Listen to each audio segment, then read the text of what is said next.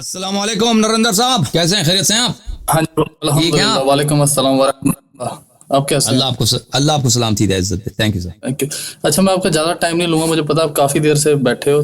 جی جی، اللہ آپ کو سلامتی دے۔ تھینک یو سر، بولیں بسم اللہ۔ Thank you. اچھا جی، اچھا جی، جیسے ابھی میں شیعزم کو فالو کر رہا ہوں، ہے نا، تو اگر میں نے اچھا، آپ کی صلاح سب کی پریئر سیم ہی ہے؟ مطلب ڈفرینٹ جو سیکٹ ہیں، اگر غلطی سے میں کوئی ویڈیو جیسے لرن کرنی ہے ابھی میں نے پرے کرنے کا، جیسے میں نے دیکھنا ہے نا اسٹیپ بائی اسٹیپ، تو مراجے وغیرہ میرے کو کوئی پرواہ کرنی ہے؟ وہ سب ایک جیسے، سب تقریباً ایک ہی جیسے پڑھتے ہیں، اس میں زیادہ فرق نہیں۔ ٹھیک ہے، صحیح ہے۔ اور اگر ویسے اذان وغیرہ سیکھنی ہوئے تو سیم ہی ہے، کوئی ٹینشن نہیں اس میں؟ بالکل بالکل بالکل ٹھیک ہے جی۔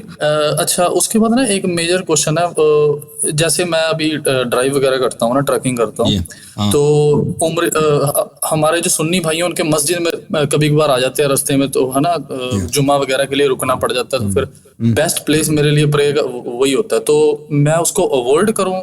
کیونکہ یہ جیسے انہوں نے جو بھی ہمارے امیر المومنین مولا علی علیہ السلام اور ان کی محمد صلی اللہ علیہ وسلم کی فیملی کے ساتھ جو ہوا ہے، تو میں ان کو اوائڈ کروں؟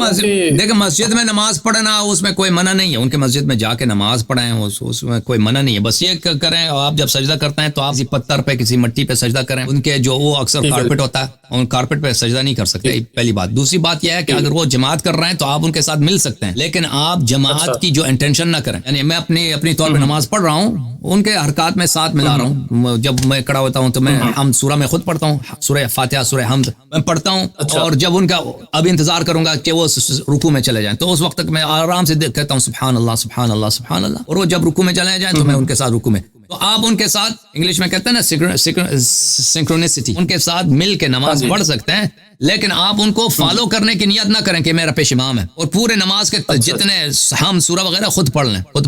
اگر ایسا اوائڈ کر سکتے ہیں تو اوائڈ کر لیں بھائی، اگر ان کے ساتھ پیچھے نماز نہ ضروری نہ ہونا۔ ابھی کبھی آدمی پھنس جاتا ہے، ایک دفعہ مسجد میں گئے، بھائی جماعت ہو رہی ہے، وہ پیچھے نہیں ہٹ سکتے بھائی، وہ کوئی بے عزتی ہوگی، کچھ ہوگا، برے کہیں گے، بعد میں دشمنی کریں گے، ٹھیک ہے نا، تو ان کے ساتھ بالکل نماز پڑھیں، لیکن نیت تو دل میں ہے، نیت ان کو پتہ نہیں چلے گا، ٹھیک ہے نا۔ اگر یہ ہے کہ راستے میں جب جا رہے ہیں، شہر میں نہیں، اپنے شہر میں جب رہتے ہیں نا، اگر آپ کے محلے میں ان لوگوں کی مسجد ہے تو ان کے مسجد میں جائیں، نماز پڑھیں بالکل، تاکہ وہ لوگ اس طرح سمجھیں کہ آپ بالکل ان کے بھائی ہیں، یعنی ان سے بالکل محبت کا اظہار کریں، اور لیکن وہ دشمنی نہ رکھیں ان لوگوں کے ساتھ، لیکن یہ ہے کہ نماز کے وقت آپ ان کے اقتداء نہ کریں۔ اقتداء کا مطلب یہ ہے کہ یہ نیت نہ کریں، یہ انٹینشن نہ بنائیں کہ یہ میرا پیش امام ہے، میں اس کے پیچھے نماز پڑھتا ہوں، نماز ان کے ساتھ مل کے پڑھیں، نماز اپنی پڑھیں۔ اچھا، فرائیڈے کی پریئر جو ہوتی ہے کافی ضروری ہوتی ہے، میں اس لیے پوچھ رہا تھا، باقی پریئر تو چلو خیر سلام وہ کوئی ضروری نہیں ہے۔ فرائیڈے کے دن آپ جمعے کی نماز کے بجائے آپ ظہر کی نماز پڑھیں، ٹھیک ہے نا، ظہر کی نماز پڑھیں، کیونکہ اس کے شرائط ہوتے ہیں، شرائط اس کے یہ ہے، اس کی جو ہے کہ اس میں وہ امام جماعت شیعہ ہو، 5 آدمی شیعہ ہوں، اگر ہوں تو پھر وہ نماز واجب ہے نا، اس کی کنڈیشنز ہوں، جب یہ ہے ہی نہیں تو واجب ہی نہیں ہے، ٹھیک ہے نا، جب اگر یہ اسٹیپولیشن ہے، یہ کنڈیشنز ہیں، نماز جمعہ ایسے میں سڑک میں اکیلے جا رہا ہوں، ٹھیک ہے نا، یا میں جس محلے میں رہتا ہوں وہاں پہ کوئی شیعہ نہیں ہے، تو یہاں پہ 5 آدمی بھی نہیں ہے، تو کوئی نماز جمعہ واجب نہیں ہے، کوئی واجب ہے، میں نماز ظہر پڑھتا ہوں۔ آپ راستے میں جا رہے ہیں بھائی، ہائی وے میں ایک شہر میں آ گئے، وہ جمعے کا دن ہے، ان لوگوں کی نماز جمعہ ہو رہی، بالکل آپ نماز جمعہ نہ پڑھیں، آپ نماز ظہر پڑھیں، آپ 4 رکعت یا 2 رکعت نماز ظہر پڑھیں، نماز جمعہ ان کے ساتھ نہ پڑھیں، اگر نماز جمعہ پڑھیں بھی تو وہ گنتی نہیں ہوتی، وہ آپ کو نماز ظہر پڑھنا ہوگا۔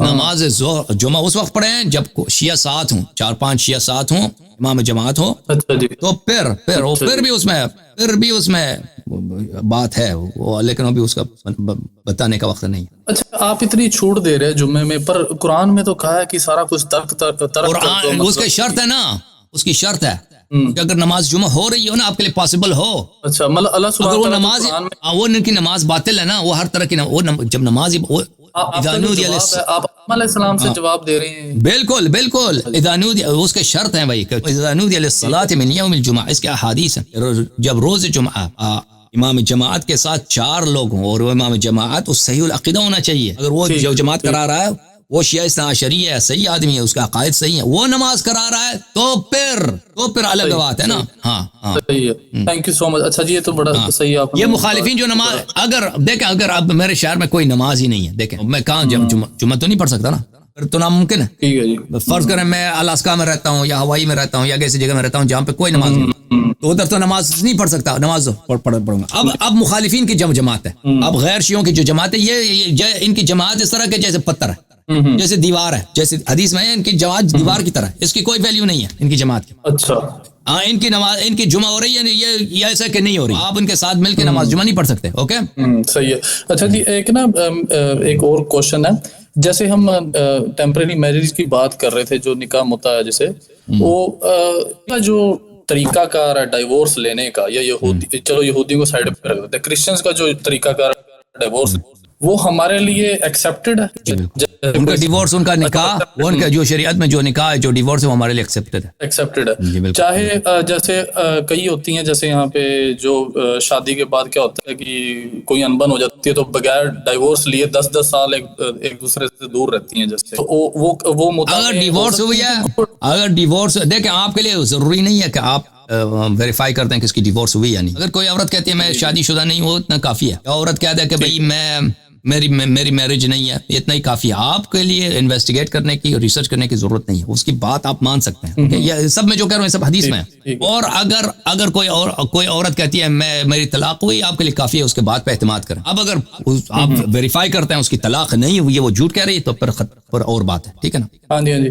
पर जैसे कई होती हैं कि जैसे सिंगल मदर होती हैं, पर उनके 10-10 साल दूर रहती हैं अपने हस्बैंड से, 4-4, 5-5 साल हो जाते हैं, है ना। तलाक होना चाहिए, तलाक होनी चाहिए, एक दूसरे से दूर है, 10 साल भी दूर है। हाँ, तलाक उससे तलाक नहीं होती, 10 साल दूर रहने से तलाक नहीं होती, वो तलाक अगर है तो तलाक, डिवोर्स होनी चाहिए उनके। हाँ, ठीक है जी। एक ना और क्वेश्चन है, काफी पहले मैं कभी मौका नहीं मिला, जैसे अमीरुल मोमिनीन मौला अली सलाम की बेटी की जब शादी कह रहे थे कि किसी के साथ करवाई थी, नहीं सॉरी, आई थिंक उमर ने कहा था, पता नहीं कि भाई मेरे को शादी में अपनी है ना बेटी दे दो, तो तब एक जिन्नी ने हेल्प करी थी उनकी, राइट। तो जैसे अब इस्लाम में मैजिक, ब्लैक मैजिक वगैरह अलाउड नहीं है। हाँ, ब्लैक मैजिक अलाउड नहीं है ना, जिन ब्लैक मैजिक नहीं है ना भाई, जिन और है वो ब्लैक मैजिक और है।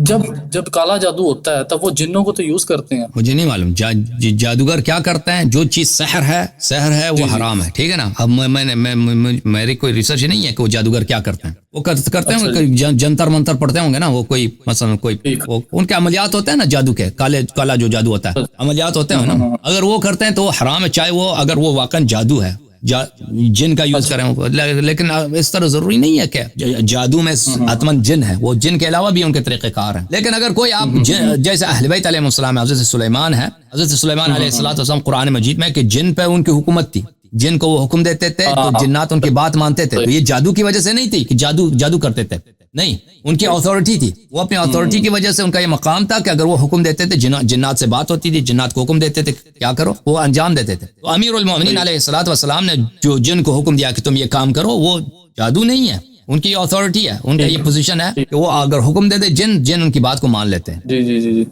अच्छा जी, अगर जैसे हमारा एक और क्वेश्चन है कि सारे पैगंबर मासूम है? जी भाई, सब मासूम है। ठीक है जी। आदम अलैहिस्सलाम से गलती हुई है ना, तो अयूब या एक और थे अपने वो जो यूनुस, आदम अलैहिस्सलाम से भी गलती हुई जैसे, है ना, जब उनको जन्नत से निकाल दिया गया था। तो आदम अलैहिस्सलाम के लिए वो जो देखें, आदम अलैहिस्सलाम के लिए वहाँ जन्नत में हलाल हराम कुछ भी नहीं था, अल्लाह की जानिब से वहाँ पे गुनाह नहीं था जन्नत में। वो जो अल्लाह ताला ने कहा कि तुम ये ना करो, उनके लिए बेहतर ये था, उनके लिए बेहतर ये था, रिकमेंडेशन था कि ये इस दरख्त से ना खाएं। तो वो जो था वो इस तरह शरई हुक्म नहीं था कि अगर कोई ये काम करे तो इंसान को अल्लाह ताला जो है जहन्नम लेके जाएगा। गुनाह वो है जिस पर अल्लाह ताला आपको जहन्नम लेके जा सकता है। तो वो उनके लिए अगर कोई रिकमेंडेशन है कि आप बेहतर है ये काम अंजाम ना दें, आदम अलैहिस्सलाम ने ये तर्क किया है, ठीक है ना, और ये उनके लिए माफ है। जी हाँ, फिर वो जब जमीन पे आए उनको नबूवत मिली है।